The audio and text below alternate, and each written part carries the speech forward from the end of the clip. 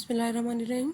अस्सलाम वालेकुम। 9th class बच्चों जो आज का आप लोगों का टॉपिक है वो हमारे पास है कॉन्सिक्वेंसेज ऑफ थर्मल एक्सपेंशन, हरारती फैलाव के साथ। मतलब जो हमारे पास थर्मल एक्सपेंशन हो रही है वो सॉलिड के ऊपर किस तरह अफेक्ट कर सकती है। बेसिकली अगर हम लोग किसी भी चीज़ को बनाते हुए थर्मल एक्सपेंशन, कुछ चीज़ें ऐसी हैं जो सॉलिड ऐसी हैं जो हमें बिल्कुल भी नज़र नहीं आती, लेकिन अगर हम लोग उनकी कंस्ट्रक्शन करते हुए थर्मल एक्सपेंशन के अकॉर्डिंग काम नहीं का ध्यान रखते हुए अपनी जो कंस्ट्रक्शन है उसको प्रॉपर तरीके से नहीं करेंगे तो वो हमारे लिए बहुत बड़े नुकसान का सबब भी बन सकती है। देखिए हम लोग अपना टॉपिक स्टार्ट करते हैं। Why gaps are left in railway tracks. Railway की पटरियों के दरमियान खला क्यों रखा जाता है। The expansion of solid may damage the bridges, railway tracks and roads as they are constantly subjected to temperature change.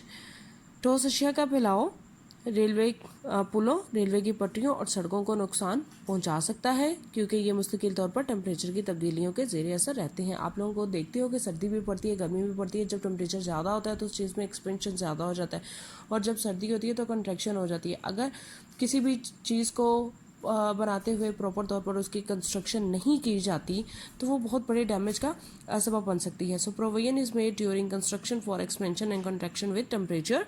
लिहाजा तामीर करते वक्त टेम्परेचर के साथ साथ फैलाव और सुखराव के लिए गुंजाइश रखी जाती है। फॉर एग्जाम्पल, मिसाल के तौर पर railway tracks buckled on a hot summer day due to expansion if gaps are not left between section. मिसाल के तौर पर रेलवे की पटरियां बिछाते वक्त इनके दरमियान खला छोड़ा जाता है ताकि गर्मी के मौसम के दौरान पटरी का फैलाव इसके टेढ़ा होने का सबब ना बन सके। यहाँ पर देखें, यह हमारे पास डायग्राम है। इस डायग्राम में बच्चों आप लोग देखो कि जो रेलवे ट्रैक है उसके दरमियान थोड़ा सा गैप छोड़ दिया गया है, सिर्फ इसलिए छोड़ा जाता है ताकि जब गर्मी हो तो गर्मियों में इसमें एक्सपेंशन हो तो और ये टेढ़ा ना हो, सर्दियाँ हो, कॉन्ट्रैक्शन हो, तब भी किसी किस्म का कोई नुकसान ना पहुँचे। क्यों?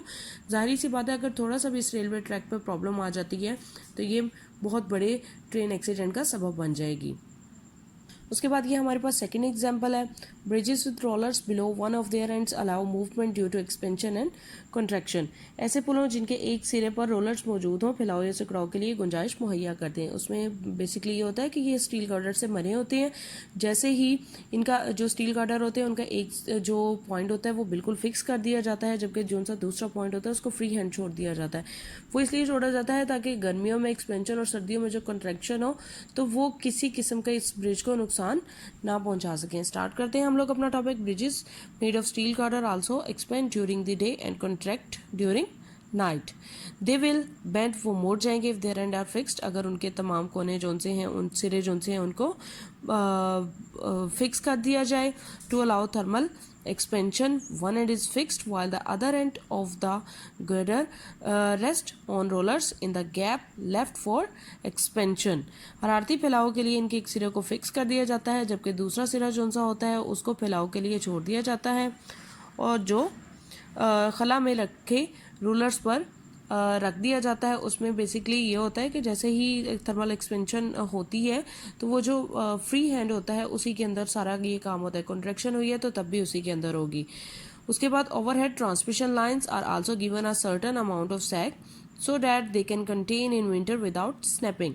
इलेक्ट्रिक सप्लाई के लिए लगाए गए खम्भों पर लगाए गए तारों को किसी हद तक ढीला रखा जाता है ताकि मौसम सरमा में बगैर टूटे सुकड़ ना सकें। यहाँ पर इस डायग्राम में देखें, ये वाली डायग्राम में कि जो आप लोगों ने यही शेप देखी होगी, ये थोड़ा सा जोन सा है, इसको हम लोग थोड़ी सी ढील दे देते हैं, सिर्फ इसलिए दे दी जाती है ताकि सर्दियों में जब कॉन्ट्रैक्शन हो तो किसी किस्म का कोई नुकसान ना हो। ओके बच्चों, अल्लाह हाफिज़।